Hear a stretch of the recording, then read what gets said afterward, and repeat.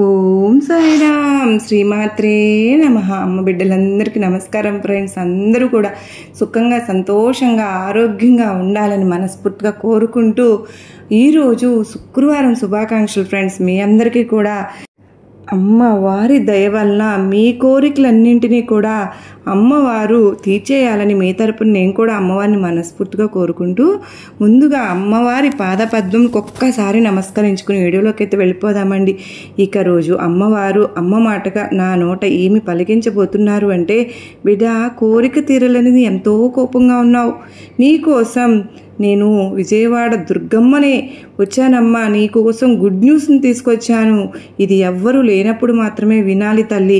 నీ కంట పడిన 30 నిమిషాల్లో నువ్వు విని తీరితే గనక నువ్వు చక్కగా మంచి గొప్ప శుభవార్తను వింటావు.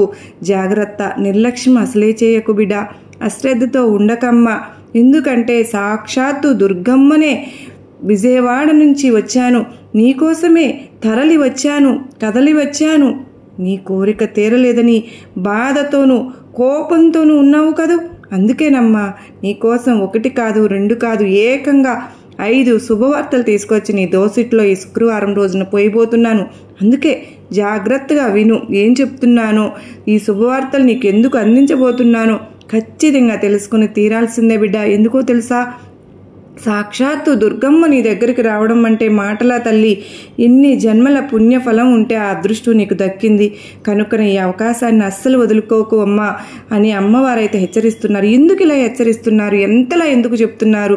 ఇంతకీ సాక్షాత్తు అమ్మవారే 5 పెద్ద గుడ్ న్యూస్లతో మన ముందుకు ఎందుకు వచ్చారు? ఆ గుడ్ న్యూస్లు ఏంటి? నిజంగా ఎంత అదృష్టం చేసుకుని ఉంటే ఇలాంటి ఒక శుభవార్త మన చెవిన పడుతుందండి. మరి ఇంతమంది అమ్మ బిడ్డలు ఉండగా ఇంతమంది అమ్మకు వీడియోల రూపంలో కానీ అంటే మన కంట పడింది అంటే, మన దాకా వచ్చింది, మన వరకు చేరింది అంటే దాని అర్థం ఏంటండి? మన కోసం మాత్రమే తీసుకొచ్చిన సందేశం కాదు, మనకు అనిపించడం కాదు. అయితే సందేశం దాని అర్థం మిగతా వారి కంట ఎందుకు పడలేదండి అంటే అది మరి మన వారి కోసం కాదు, ఇది మన కోసం మాత్రమే. ఎటువంటి పరిస్థితులను నిర్లక్ష్యం చేయకుండా అమ్మవారి సందేశాన్ని శుభవార్తలను అందుకుని మనం గనక మన భవిష్యత్తును మార్చుకున్నాము అంటే ఎంతో అద్భుతంగా ఉంటుందని అమ్మవారు ఇచ్చిన సందేశాలను మనం అందుకుని అలా నడుచుకుంటూ అమ్మవారి గొడుగు నీడ కిందకి వెళ్ళిపోదామండి. అంటే కష్టాలు కన్నీళ్ళు అన్నీ కూడా అంతటితో అంతమైపోతాయి ఫ్రెండ్స్. కనుక అమ్మవారిని ప్రతి ఒక్కరూ మన వీడియోకి చిన్న లైక్ ఇచ్చి ఎక్కడ కూడా స్కిప్ చేయకుండా మిస్ చేయకుండా ఆ శుభవార్తలు ఏంటిది అన్నది తెలుసుకుందాం. అలాగే కొన్ని మార్పులు చేర్పులు అయితే తప్పు దిద్దుకోవాల్సిన అవసరం అయితే ఉంది.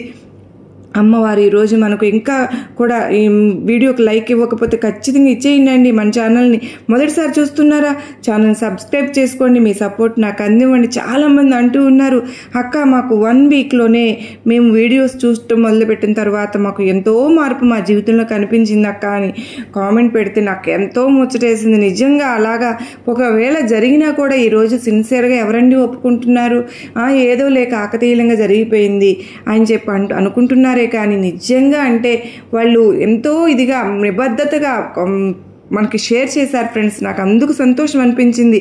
అమ్మవారు మనకు ఎటువంటి సమస్యలను చిటికలు పరిష్కరించడంలో మనకు సహాయం చేస్తారని నాకు తెలుసు. అయితే దాన్ని ఒప్పుకోవడం, నేరుగా మన కామెంట్ సెక్షన్లో షేర్ చేయడం అనేది నాకు మంచిగా అనిపించింది. అలా ప్రతి ఒక్కరూ కూడా మీకు జరిగిన అద్భుతాలను కామెంట్ సెక్షన్లో షేర్ చేయండి. అంత మాత్రమే కాదు ఫ్రెండ్స్, మీకు ఏదైనా సమస్య ఉన్నా కూడా ఖచ్చితంగా మీరు తెలియచేయండి. నేను అమ్మవారి గుడికి వెళ్ళినప్పుడు తప్పకుండా మనందరి గురించి అమ్మవారికి తప్పకుండా పూజ అయితే చేయించుతాను. అర్చన ద్వారా అమ్మవారు మనకు పరిష్కారం అనేది చేయించుతారు. ఖచ్చితంగా మీరందరూ కూడా చాలా జాగ్రత్తగా ఈ సందేశాన్ని విని దానిలో ఉన్న అర్థాన్ని మనం తెలుసుకుందాం. అమ్మవారు ఏది చెప్పినా కూడా దాంట్లో ఎంతో మన జీవితానికి పునాది లాంటి వార్తనే అందిస్తారు అన్న విషయం మనందరికీ తెలిసిన విషయమే కదండి.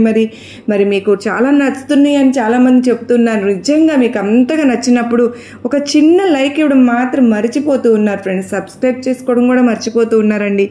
దయచేసి మీ సపోర్ట్ నాకు అందించండి.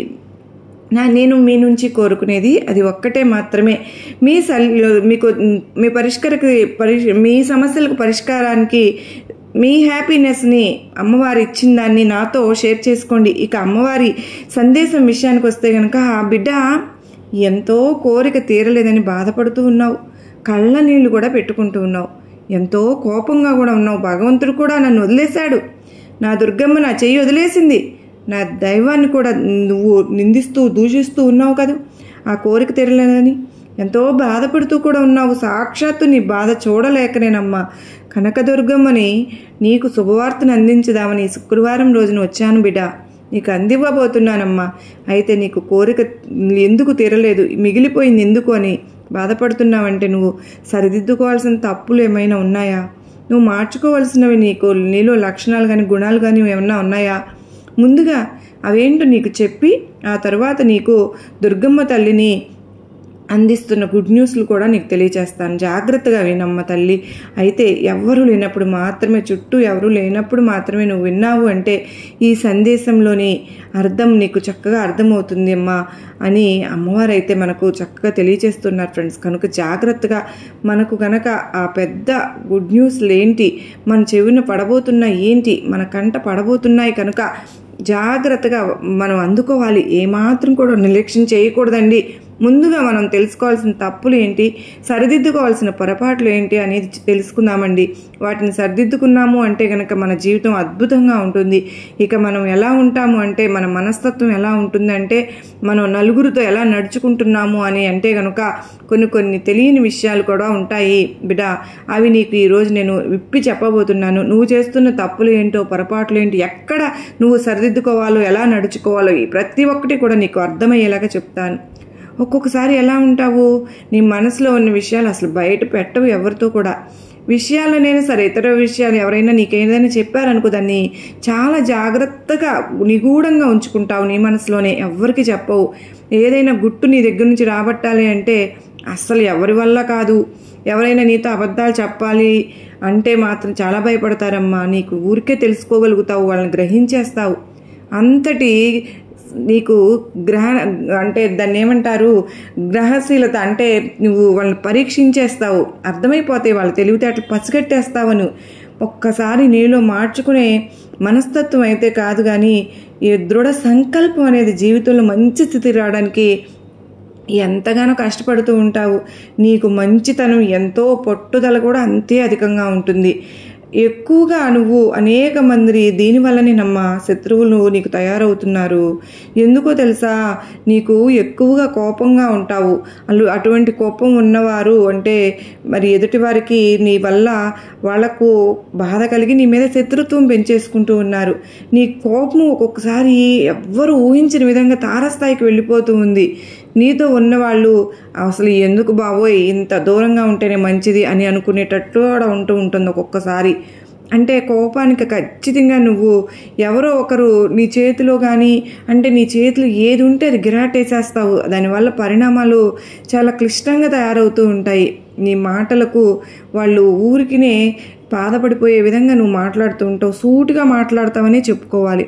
ఆ మాటలు విని మనసును ఎందుకు మనం బాధ పెట్టుకోవాలి, వీళ్ళకి దూరంగా ఉంటేనే మంచిది కదా అనే ఆలోచన నీ ఇంట్లో వాళ్ళకి కానీ ఎవరికైనా సరే అలా కలుగుతూ ఉంటుంది. అందుకే కొంచెం దూరంగా తప్పించు తిరుగుతూ ఉంటారు. నీ కోపం తెప్పించకుండా ఉండడానికి ప్రయత్నిస్తూ ఉంటారు. అమ్మా, కోపం వల్ల ఏమైనా ఉపయోగం ఉందా? దానివల్ల మనకి ఏమి కలిసి రాదు తల్లి. కాకపోతే నీకు కాసేపు ఉంటుంది కానీ అది ఎట్లాగంటే అరిటాకు అంటే అంటారు కదా తాటాకు చప్పుళ్ళుకని, కొంచెం తాటాకు ఎంతసేపు మంటుందో అంతసేపే ఉంటుంది. కానీ తర్వాత ఊరికినే బోళాశంకరులాగా ఊరికే చల్లబడిపోతావు. బోళాశంకరుడు అంతే కదమ్మా. ఆ కోపం వచ్చినప్పుడు చాలా కోపంగా ఉన్న తర్వాత మనం గనక ప్రేమగా స్వామిని కొలుచుకుంటే ఆయనకంటే ఎవరు మహాశివుడు బోళాశంకరుడు అంటే ఊరికి కరిగిపోతారు. అలాగే నువ్వు కూడా అలానే అని చెప్పుకోవాలమ్మా. ఎవరైనా తప్పు చేశారా, ఇంకా నిన్ను తప్పైపోయింది, నన్ను కరుణించు అని శరణు కోరాము అంటే వెంటనే అనుగ్రహించేసి కోరికలు తీర్చేస్తూ ఉంటారు బోళాశంకరుడు శివయ్య. అలాగే నీకు తెలిసి తెలియక ఇలా చేసేసాను అని ఎవరైనా నీ దగ్గర అన్నారే అనుకో, వెంటనే వారిని ఊరికే క్షమించేస్తావు. అలా అని అన్నీ కూడా జరిగినవన్నీ మర్చిపోతావు. దయచేసి నన్ను క్షమించు అని ఎప్పుడైతే వారు నిన్ను అడిగారో ఇక అప్పుడు వెంటనే కూడా జాలి వచ్చేస్తుంది నీకు. వెంటనే కరిగిపోతే వారిపై ఇక నీ ఎక్కడ లేని ప్రేమను అనేది కురిపించేస్తూ ఉంటావు. అంత మాత్రమే కాదమ్మా, ఒక్కొక్కసారి నాది అని అనుకున్నావా, అది ఖచ్చితంగా నాదే అన్న పంతం నీది. ఎప్పటికీ కూడా దాన్ని వదులుకోవడానికి నువ్వు సిద్ధంగా ఉండవు. ఆర్థికంగా కూడా నువ్వు ఎంతో నష్టపోవడం అనేది జరిగింది కదా తల్లి. ఇదివరకు కాలంలో అయితే ఎందుకు అంటే ఆర్థిక పరంగా అభివృద్ధి అన్నది ఒకవేళ వచ్చినా అనవసరపు ఖర్చులు, వృధా ప్రయాసాలు, ఇలా ఆర్థిక పరంగా ఎన్నో చవి చూసావు. అంతవరకు అప్పులు చేసావనే చెప్పుకోవాలి. అవన్నీ తీరకుండా ఒక్కొక్కసారి నువ్వు అసహనానికి గురైపోయి ఊగిపోతూ ఉన్నావు. ఎక్కువ శాతంగా ఆర్థికంగా నష్టం వల్లనే నీకు అలాంటి పరిణామాలనే చోటు చేసుకున్నాయి. కానీ లేకపోతే నువ్వు ఇంత కోపం వస్తూ నువ్వు ఎప్పుడు ఉండలేదు. నీకైతే మరి అటువంటి శుభవార్తలు నీకు అందించాలనే ఈరోజు ఖచ్చితంగా నా బిడ్డ బాధ చూడలేకే పరుగున ఈ శుక్రవారం రోజున నీ ఇంట్లో అయితే వచ్చేసానమ్మా. ఒకటి చెప్పనా తల్లి, నీ ఇంట్లో ఈరోజు ఒక శుభవార్త సంబంధించిన క్షణాలు రాబోతూ ఉన్నాయి. ఏదైనా సరే మీ ఇంట్లో ఎప్పటి నుంచి ఒక శుభకార్యం జరిపించాలి అని అనుకుంటున్నారో అది లేట్ అవుతుంది కదూ, దానికి బీజం పడబోతుంది. మనం ఎప్పుడు చేద్దాము ఏంటి అనేది ఈరోజు మీరు చర్చించుకుంటారు మీ ఇంట్లో. అది ఎటువంటి శుభకార్యమైనా కానీ సరే ఖచ్చితంగా దానికంటూ ఈ రోజైతే మాత్రం మీ ఇంట్లో జరిగి తీరుతుంది. దానికోసం ఒక ప్రణాళిక అనేది మాత్రం సిద్ధం చేసుకుంటారనమాట. దానికి ఈరోజు నాంది పడబోతోంది. ఇక మిగతా శుభవార్త ఏంటి అంటే కనుక నువ్వు కొన్ని దానికంటే పరిహారాలు చేసుకుంటావు. ఖచ్చితంగా నీకు పాటించవలసి ఉంటుంది కనుకనే చెప్తూ ఉన్నాను. ఈరోజు నువ్వు అంటే దుర్గమ్మగా నేను చెప్తున్నది ఏంటి అంటే నువ్వు జాగ్రత్తగా వినాలమ్మా. చక్కగా ఈరోజు మొదలు పెట్టుకుని నువ్వు వదులుకోకుండా కనుక జాగ్రత్తగా చేసుకుంటున్నావు అంటే కనుక నీ ఇంట్లో కనకవర్షమే కురుస్తుందనే చెప్పాలి. చూడు బిడ్డ, నీకు అది ఎందుకు చెప్పాను అంటే కనుక ఈ సందేశాన్ని, ఈ వీడియోని అందరూ కనుక ముందు చూసినట్లయితే కనుక శుభవార్తలు వస్తున్నాయని చెప్పి వారికి అర్థమవుతుంది. వీరికి మంచి గుడ్ న్యూస్ అందుతాయి, శుభవార్తలు రాబోతున్నాయని మీకు అందరికీ అర్థమవుతుంది. అలా అర్థమైంది అంటే ఆ సమయంలో వాటిని జరగనివ్వకుండా కొంతమంది అడ్డుకుంటారు. కనుక మీరు జాగ్రత్తగా, ఎంతే నరదిష్టికి నరలాళ్ళు పగులుతాయి అనే సామెత ఉండనే ఉంది కదమ్మా. కనుదృష్టి కూడా ఒక్కొక్కళ్ళది అలాగా అనిపిస్తుంది. ఈర్ష్య అసూయలతో ఒక్కొక్కసారి అలా వచ్చిన ప్రభావం మన మీద వస్తూ ఉంటుంది. కనుకనే వెనక్కి వెళ్ళే అవకాశాలు కూడా ఉంటాయి బిడ్డ. అంత మాత్రమే కాదు, కొంతమంది నీతో మంచిగానే ఉంటారమ్మా, కానీ వాళ్ళు చాటుగా ఏమంటే మంచిగా మన దగ్గర అన్నీ చెప్పించుకుని తరువాత వాళ్ళు ఈర్ష్య ద్వేషాలకు లోనవుతూ ఉంటారు. నువ్వంటే పడని వాళ్ళు, గిట్టని వాళ్ళు, కల్మషం ఉన్నవాళ్ళు ఏం చేస్తారో తెలుసా? ఇంతటి శుభవార్తలు జరుగుతూ ఉన్నాయి వీళ్ళ జీవితంలో, మాకే ఏమీ జరగటం లేదు, ఎక్కడొచ్చింది కనుక వీలైనంత వరకు కూడా నువ్వు వాళ్ళకు దూరంగా ఉండాలి. ఎవరూ లేనప్పుడు నువ్వు ఒంటరిగా గదిలో గనక వింటూ ఉన్నావంటే గనక నీ యొక్క కోపం ఉందో దాన్ని తగ్గించుకునే ప్రయత్నాలు కూడా నువ్వు చేసుకుని చక్కగా నీ యొక్క మంచిగా అలాగే నలుగురిలో మనుషులతో కలవడం మొదలు పెట్టావు అనుకో, ప్రతి ఒక్కరి అండా తోడు కూడా నీకు మంచిగా ఉంటుంది. నీకు సహాయం కూడా ఉపయోగపడుతుంది వాళ్ళ ద్వారా. కనుక నువ్వు ఎవరితో కూడా కలవడానికి అంతగా ఇష్టపడటం లేదు కనుకనే చెప్పాను. ఒక్కదానివి అలా ఉండడానికైతే ప్రయత్నిస్తున్నావు. కష్టమో నష్టమో నీ లోపలే నువ్వు భరిస్తూ కుమిలిపోతున్నావు. కానీ అది అన్నిసార్లు అంత మంచిది కాదు బిడ్డ. ఒక్కొక్కసారి భరించలేని బాధని ఉన్నప్పుడు నీ అయిన వాళ్ళతో నీ మనసును చాలా దగ్గర వాళ్ళతో నీ సమస్యను పంచుకున్నావు అంటే భారం దిగిపోతుందమ్మా. నువ్వు ఏదైనా కష్టం నుంచి బయటపడటానికి ఏదైనా సరే మార్గం చెప్తారు వాళ్ళు. అది కూడా మంచి వారితో మాత్రమే నీ మేలు కోరుతారు చూడు, వాళ్ళతో మాత్రమే మనసు విప్పి మాట్లాడు. వారు ఏదైనా సహాయం కావాలనుకుంటే తప్పకుండా ఎదుటి వ్యక్తులతో మాట్లాడుతూ ఉంటావు. కనుక నువ్వు బయటకు వచ్చి చక్కగా జనాల్లో కలిసి మనుషులతో తిరుగుతూ అందరితోనూ కలుపుగోలుతనంగా ఉంటూ మాట్లాడడం చేస్తూ అందరితో కూడా చక్కగా మసలుకుంటే గనక ఖచ్చితంగా దాని నుంచి నీకు మంచి జరుగుతుంది. నీకు చాలా మంచి చేకూరుతుంది. కనుకనే ఖచ్చితంగా అందరితోనూ నువ్వు కలవడానికైతే ప్రయత్నం చేయి తల్లి. ఒంటరిగా ఎప్పుడు కుమిలిపోతూ కూర్చోవద్దమ్మా. నీకు చక్కగా మంచి మంచి శుభవార్తలు నేను అందిస్తాను అని చెప్తూ ఉన్నాను కదా. నువ్వు అంటున్నావు అమ్మ దుర్గమ్మ ఎప్పటి నుంచో నేను చిన్నదో పెద్దదో ఒక చిన్న ఇల్లు అయితే కావాలి అని చెప్పి అడుగుతూ ఉన్నావు. ఎన్నాళ్ళుగానో నీకు సొంత ఇంటి కళ అనేది అలాగే ఉండిపోతుంది, నీతో పాటే వెంటాడుతుంది కదూ దుర్గమ్మ. నేను కొత్త ఇంట్లో కళ అనేది నాకు తీరుతుందా? ఈ అద్దెళ్లలో ఉండలేకపోతున్నానమ్మ. వాళ్ళనే చిన్న చిన్న మాటలైనా సరే నా మనసును ఎంతగానో గుచ్చుకుంటున్నాయి. చిన్నదో పెద్దదో మన సొంత ఇంటిలో ఉంటే ఎవరు మన కదపరు కదా, ఆ అవకాశం అనేది ఉందా తల్లి అని ఎన్నోసార్లు అడిగావు కదా బిడ్డ. చిన్న ఇల్లేంటమ్మా, నీకు మంచి ఇల్లే, నీకు సొంత ఇల్లు నువ్వు కొనుక్కుంటావు తల్లి. ఖచ్చితంగా నేనైతే ఒకటి చెప్తాను, లేదంటే నీకు ఈరోజే నీకు నువ్వేదైతే కోరుకుంటున్నావో బిడ్డలు, అమ్మ బిడ్డలు, దానికి ప్రయత్నాలు అయితే మీరు మొదలు పెట్టుకోవడానికి చాలా మంచి సమయం అన్నమాట. మీరు ప్రయత్నాలు అయితే మొదలు పెట్టుకోండి. అనారోగ్యంగా ఇబ్బంది పడుతున్నాను అన్నావు, అది కూడా నీకు ఈ రోజు నుంచి మంచిగా నీ మనస్తత్వంలో మార్పులు కలిగి ఆ దీర్ఘకాలిక అనారోగ్యం నుంచి ఎప్పటి నుంచో ఉందో నీకు అది బాధలన్నీ కూడా తగ్గిపోతాయమ్మా. ఇప్పుడు దూరం అయిపోబోతున్నాయి. దానికి సరైనటువంటి మందు అనేది ఎవరి ద్వారా తెలుస్తుందో, ఏ డాక్టర్ ద్వారా తెలుస్తుందో, ఎట్లన్నా కానీ నీకు వచ్చి చేరుతుంది. ఖచ్చితంగా నువ్వు సంపూర్ణ ఆరోగ్యవంతురాలు అవుతావు. ఖచ్చితంగా మరి నీకు జరగబోయే శుభవార్తల్లో అంటే నువ్వు ఏదైనా సమస్యలకు, అన్నదమ్ములు కానీ ఏదైనా భూమికి సంబంధించిన సమస్యలు ఏమన్నా ఉన్నా కూడా, లేదంటే ఎవరితోనైనా సరే కనెక్ట్ అయిన భూమి సంబంధాలు ఉన్నాయి కూడా, ఏవైతే కూడా వాటికి వాళ్ళ పరిష్కార మార్గం అనేది తొందరలో దొరకబోతోంది. వాటికి నీకు ఖచ్చితంగా మంచి దాని నుంచి జరుగుతుంది. భవిష్యత్తు పరంగా, ఆర్థిక పరంగా అయినా సరే అభివృద్ధి నువ్వు చెందుతున్నావు. అప్పులన్నీ కూడా ఈ సమయంలోనే నీకు తీరిపోతాయి. అలాగే నీకు రావాల్సిన డబ్బు ఏదైతే ఉందో అది కూడా నీకు రాబోతుంది తల్లి. నీకు ఆర్థిక విషయంలో అయినా సరే గొప్ప గొప్ప రోజులు నీకు రాబోతున్నాయి. నీ దుర్గమ్మ నీకు అందించబోతున్నాను తల్లి. నీ ఆదాయాన్ని పెంచుకోవడానికి నీకు అనేక అవకాశాలు కల్పిస్తాను నేను. అంటే ధన ద్వారాలు తెరుచుకోబోతున్నాయి. నువ్వు ఊహించని విధంగా డబ్బు సంపాదన, రాబడి అనేది నిన్ను వెతుక్కుంటూ వస్తుందమ్మా. ఎందుకో తెలుసా, ఇక్కడ నిన్ను ఆశీర్వదిస్తున్నది ఎవరు తల్లి? నీ సాక్షాత్తు దుర్గమ్మను కదా. నీ తల్లి నిన్ను, నీ అమ్మ దయ ఉంది అంటే అన్నీ ఉన్నట్లే అని మీరు ఎన్నోసార్లు అంటూ ఉంటారు కదా. మరి నా దయ నీ మీద ఉన్నప్పుడు నీకు సొంత ఇంట్లోకి అడుగు పెడతావు. ఏదైనా సరే నీకు ఏ శుభకార్యం చేయాలనుకున్నావో అవన్నీ జరుగుతాయి. సంపూర్ణ ఆరోగ్యం కలుగుతుంది. దీనికంటే ఏమైనా మహాభాగ్యం ఏముంటుంది ఆరోగ్యం కంటే చెప్పు? దీర్ఘకాల రోగాలతో ఎంతో నలిగిపోయావు.